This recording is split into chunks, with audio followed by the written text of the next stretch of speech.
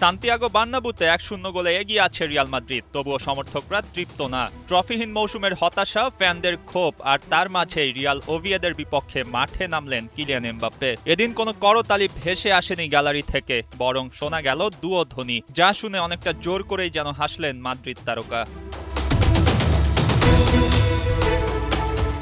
ওভিয়েদোর বিপক্ষে শুরুর একাদশে ছিলেন না এমবাপ্পে। ৬৯ মিনিটে কোচ আরবেলোয়া তাকে বদলি হিসেবে মাঠে নামান। ম্যাচ শেষে এমবাপ্পের মন্তব্য শুনে চোখ কপালে উঠতে পারে। ফরাসি এই তারকা দাবি করেন, কোচ তাকে বলেছেন তিনি নাকি দলের চতুর্থ পছন্দের ফরওয়ার্ড, অর্থাৎ মাস্তান্তুয়ানো, ভিনিসিয়াস আর গঞ্জালোকে পেরিয়ে এরপর এমবাপ্পের অবস্থান।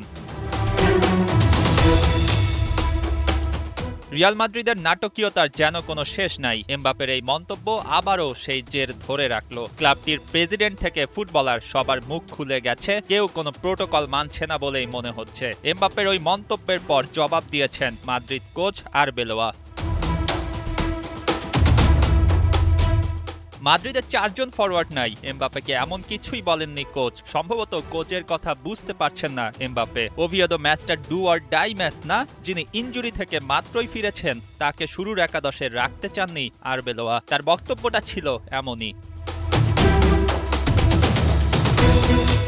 চলতি মৌসুমে রিয়াল মাদ্রিদের হারানো বা পাওয়ার কিছু নেই, সব হিসাব নিকাশ চুকে গেছে, কিন্তু নিজেদের হিসাবটাই যেন মিলছে না তাদের। ভক্তদের কাছ থেকে দুয়ো ধ্বনি পাওয়া নিয়েও কথা বলেছেন এমবাপ্পে। নিজেকে আরো ভালো প্রমাণ করতে চান তিনি, যাতে যে ৩ জন ফরওয়ার্ড আছে তাদের চেয়ে বেশি গেম টাইম পাওয়া যায়।